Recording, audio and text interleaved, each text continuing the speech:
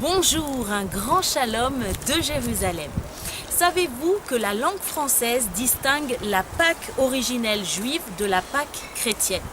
En fait, la première, elle commémore la sortie d'Égypte, tandis que la seconde est multiple. Elle commémore la sortie d'Égypte des Hébreux, également la première sainte scène que Jésus a faite à Pessah, également la crucifixion et la résurrection du Christ. Aujourd'hui, c'est à cette Pâque-là que nous allons nous intéresser.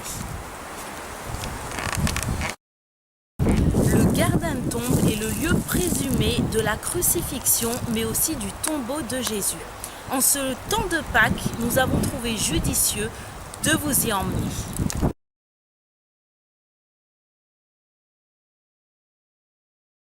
C'est aussi Charles Gordon. Charles Gordon, c'est un officier britannique, général, très connu des Anglais, et qui se promenait sur les murailles. Et en 1880, il a vu ce rocher que vous allez voir tout à l'heure. Et il a dit ça, c'est le Golgotha. Je vous montre déjà, je vous mets l'eau à la bouche. Voilà, ça c'est le rocher du Golgotha, ça ressemble à un crâne. Dans les évangiles, c'est le lieu du crâne. Donc, bien évidemment, il a vu ce lieu, c'était complètement champêtre, c'était un champ. Il a vu ce rocher comme ça, il a dit ça, c'est le rocher du Golgotha. Et il a quand même trouvé deux raisons bibliques, parce qu'il était chrétien avant d'être général. Et il a dit, voilà, premièrement, il faut que ça soit en dehors des murailles de la ville de Jérusalem. Vous voyez, c'est largement en dehors du camp, comme on dit. Dans le chapitre 13 des Hébreux, il est dit que Jésus devait mourir en dehors du camp et en dehors des murailles. La deuxième raison donnée par ce fameux général Charles Gordon, c'était qu'il fallait que ça soit au nord. Pourquoi? Parce que dans Lévitique 1:11, il est dit que le sacrifice doit se faire au nord de l'autel. C'est intéressant, hein, vous ne saviez pas, hein, moi non plus.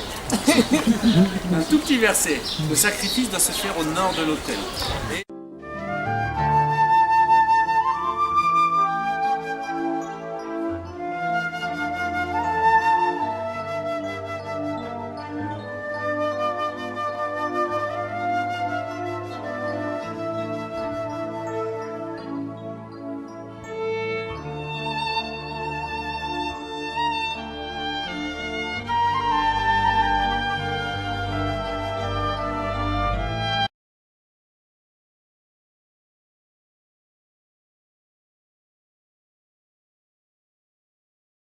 Donc on va directement aller à la tombe, il n'y a pas trop de monde.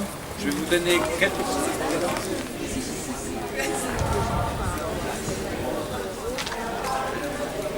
C'est 50 shekels. Voilà.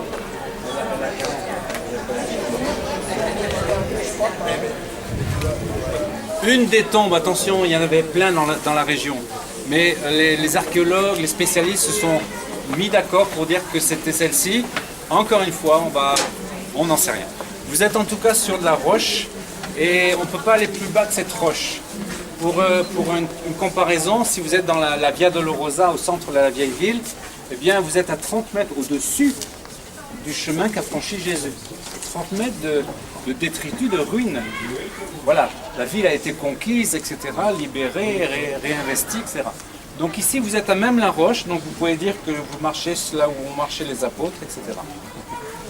Et ce lieu a été découvert en milieu du 19e siècle, c'était couvert jusque-là, il a fallu d'une grosse averse, comme là pour la piscine de Siloé, pour que ce lieu soit découvert. Donc c'était caché jusque-là, en quelque sorte. Ça fait partie d'un tremblement de terre, ça a été reconstruit au 19e siècle, ça. Voilà. Sinon, cette fenêtre nous montre que c'est une tombe juive parce qu'il faut que l'air rentre pour que le corps se décompose. Une fois que le corps est décomposé, on le met dans des urnes ou ossuaires, comme vous en voyez là, ou plus grands. Et les ossuaires sont mis dans un endroit, comme sur le mont des Oliviers, il y a un lieu avec des ossuaires de judéo-chrétiens. Ici, ça a été un lieu de culte déjà établi. Comme vous le voyez, ça a été utilisé comme lieu de prière, d'adoration du temps du 5e siècle, du temps de l'époque byzantine, puisque je vous ai dit à côté, il y a l'église basilique Saint-Étienne du temps du Sainte Évodie, 5e siècle, impératrice d'Orient. Donc voilà, ça nous montre que ce lieu n'était pas inconnu. À l'intérieur, sur la droite, vous verrez une croix byzantine.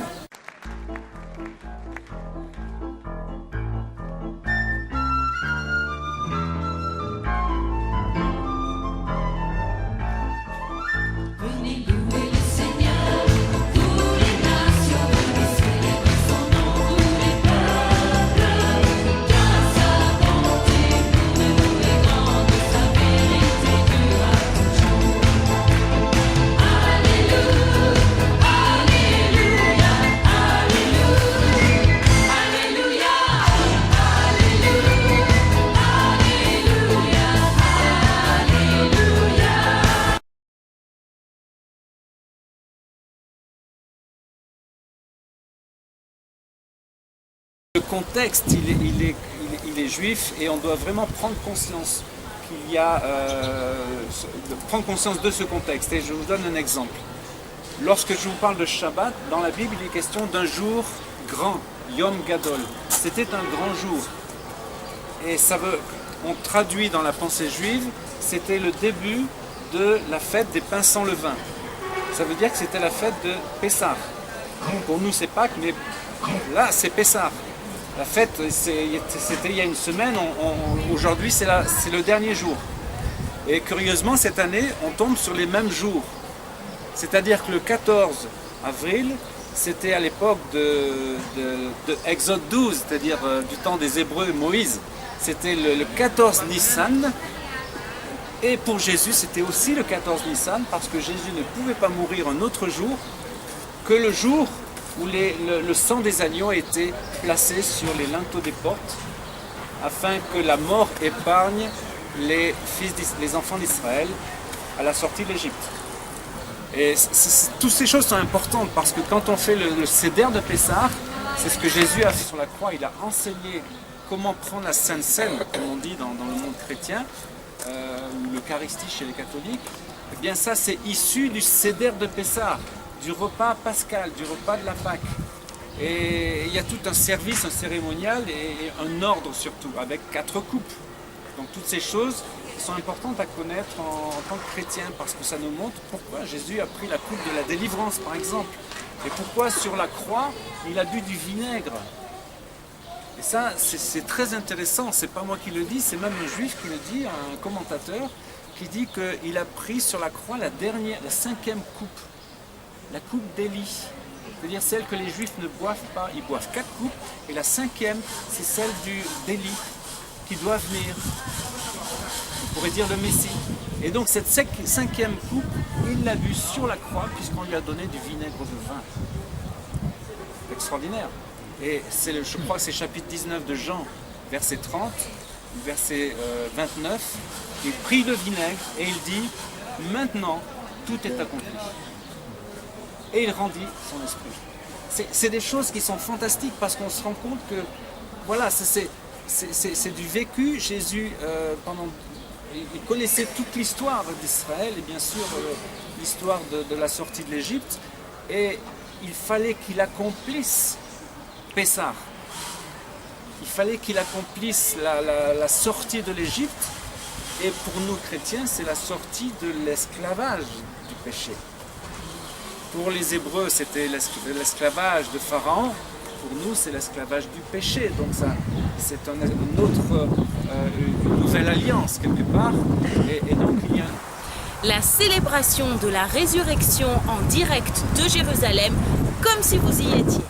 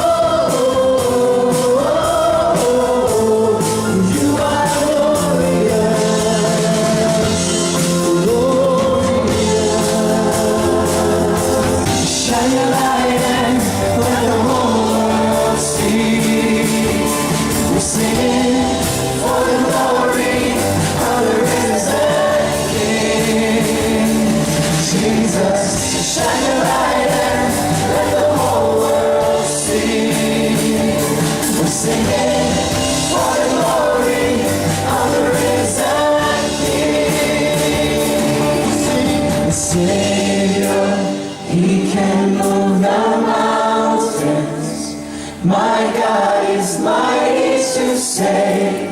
He is mighty to save. Vous ne le savez peut-être pas, mais bibliquement, le premier mois de l'année commence avec la fête de Pessah.